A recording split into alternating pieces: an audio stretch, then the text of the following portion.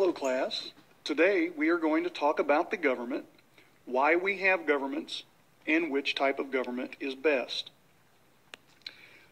Why government?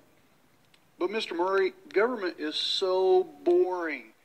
And people that talk about government generally criticize the government. There's too many taxes, or I hate politicians. So why do we even have to talk about this, and why do we even have governments? Well, there are two main reasons for governments. The big reason is to organize the nation, and a second reason is an attempt to keep the citizens safe, or protection. And so the reason we have governments is because on our own, we simply don't have the time, and there's too many ideas and too many different people and too many disagreements. Still, why are there so many types of governments? Well, it's based on, usually, the fact that cultures have many differences. Many cultures are different from one another. We value different things. We have different beliefs and a different history. It all starts off with this idea of society. A society is really nothing more than a group of people who choose, for whatever reason, to live together in a certain area or a region of the world. Now, society are groups of people who generally get along because they share common beliefs. Now, these beliefs can come from religion. It can come from common traditions that they have throughout their history. It can come through culture. It can come through shared language even. So societies tend to get along when they have things in common. But eventually, those societies are going to begin interacting with other cultures. Sometimes that's due to immigration. Other times it's due to countries wanting to trade with each other, and so they have to figure out how to get along with each other, because anytime we come into contact with other people, there's a certain level of fear. So how do we avoid conflict that fear brings with it? Well, we organize or develop governments. The government, once again, is designed to keep the people safe and organized, and to make the rules fair for as many of the people as possible. Now, to make these rules fair, what governments do is they create laws. These laws are designed, or should be designed most of the time, to benefit the most people within the society. It's a shared common belief of what's right and wrong. So why the law?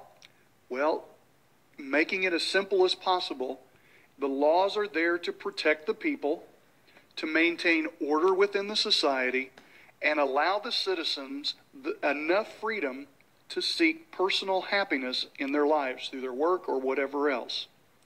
So when the people get together, they begin to ask certain questions. How are we going to organize all of this? What type of government do we want? And how much power should we give the government that we want to lead us? Those are questions that people ask in all countries. The national government, it's also known as the central authority. And for the state of Georgia, this becomes a very important and difficult thing to sometimes remember. The central authority is the same thing as the national government. For some, the leaders are like gods. For others, it's military people that take over. For others, it's kind of like a family business with kings and queens and princes. So which type of government is right? Well, it can depend on a lot of different things. For example, that country's cultures, their values, their beliefs, their religion, their traditions, their history. What do they share in common?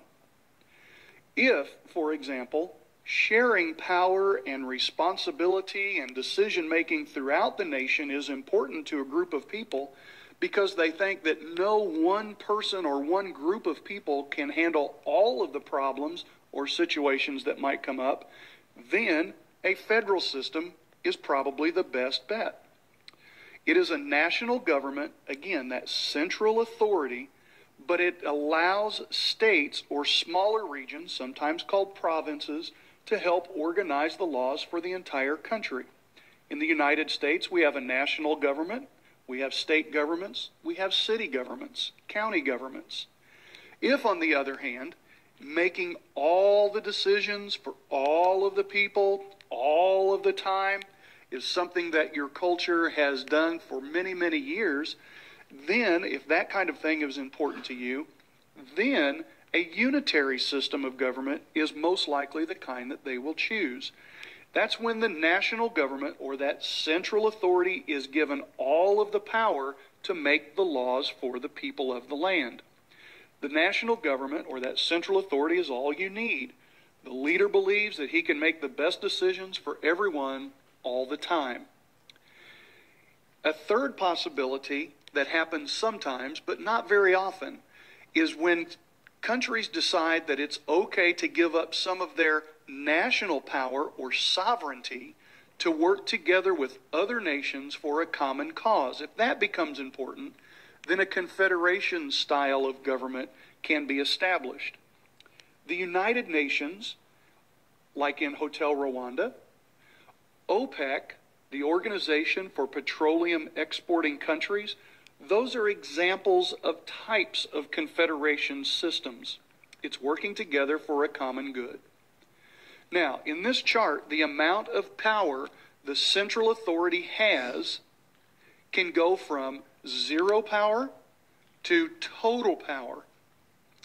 A confederation, nations give up some of their power. In a federal government, they share it. And in a unitary government, the central authority has all of the power to make the laws.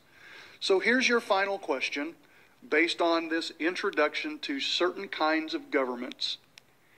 Look at the diagram from that previous picture and then explain why unitary, federal, and confederation styles of government are placed where they are in that picture. You can post your response on Facebook under any of the places where I post today's lesson. Thanks for joining us, and we look forward to having a good discussion in class.